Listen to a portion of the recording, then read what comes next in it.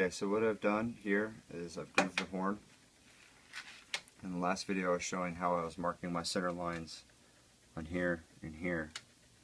And what I did is I took a straight edge, clamped a straight edge onto this piece of horn on a flat surface, and I took a sharp tool or an awl, and on that straight edge I scored a line all the way down to a certain depth that was, you know, pretty deep, to where a tooth on one of my scrapers could catch into it. And then what I did there is I took my scraper tool and started down that center line and worked my way all the way down.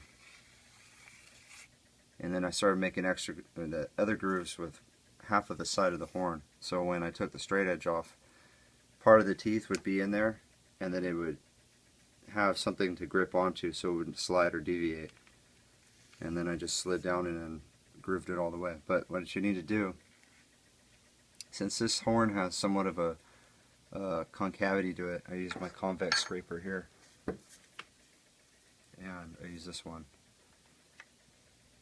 And what you need to do is bring the scraper tool all the way down to where the horn is meeting all the way into the bottom of the teeth. This one, I could scrape this a little bit more, but I usually wait a little bit after I've done this till where I'm ready to finally do the preparations for gluing. I'll leave a little extra room, so I'll do around 10 to 15 scrapes to get a clean exposed surface of the horn, because when I leave it for a few days, what happens to the material is that it will oxidize and the surface won't penetrate. The glue will not penetrate the surface as well, and any kind of dust or debris that gets in there will screw up your whole glue joinery. So after you're done with grooving the wood and the horn, make sure you have a clean prep surface right after you groove it a little bit or sand it. Make sure there's no bits of wood sticking out, nothing. And then get yourself some denatured alcohol and wipe down the pieces really well, and don't have any bare hands touching this. And I wouldn't use any rubber gloves. Use like 100% cotton gloves, or if you can, if you don't have that, just wash your hands really well. Don't touch your hair, don't touch anything when you're handling the pieces, and don't touch the surface where you're going to be gluing. Just always hold underneath. Or what also helps is you can also glue, hot glue, use like hot glue, and just do a little dab here and hold it on a board of wood, so you can just hold the board of wood. I'll heat both of these pieces to about 150 degrees slowly over a heat element, and then I'll put like a 10% solution of hot fish glue and tendon glue into this. And every coat that you do, you start from one side, you'll have it drying standing up so that the glue runs down. If you do it sideways or hold it down like this, let it dry, the glue will puddle up into a part here in the center and start creating voids that you don't want. So after every application of glue, same with the core, just remember that you went this way, and then the next coat that you do, put it upside down the other way so it runs down this way.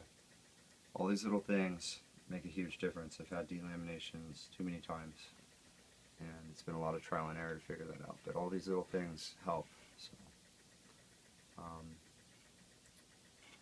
the next step here, after you've grooved everything, is to mark where it fits in here. And you can see this one's running off because I'm off a little bit here, but now it fits in.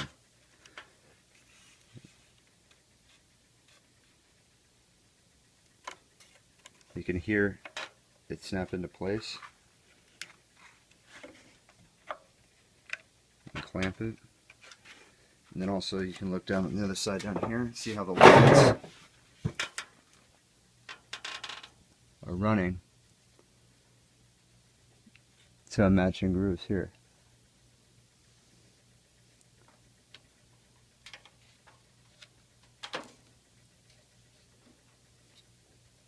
And it may go offside, that's okay, because all this material, that's why this core is so thick and wide, is because after this is all glued and done, I'll establish a center line on the other side, and all this wood and some of the horn is going to be waste.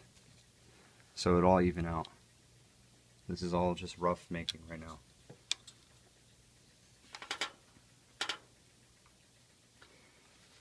And before I'll start doing my sizing solution and stuff on here, with a clean surface, I'll heat these pieces up, dry heat, and then I will clamp these onto the bow so that the horn is pliable when it's warm, and the wood is a little bit as well. And when you clamp them together in place, it actually will help the groove fit even better. And I'll let it dry that way so that it's in a really firm, complete placement. So when you do come up to the time to glue it up, everything fits perfect. And I'll also mark exactly where everything's going, because once you start gluing, it's a battle of time before your glue starts to gel up on you. You don't want any gelling to happen. And that's it for now.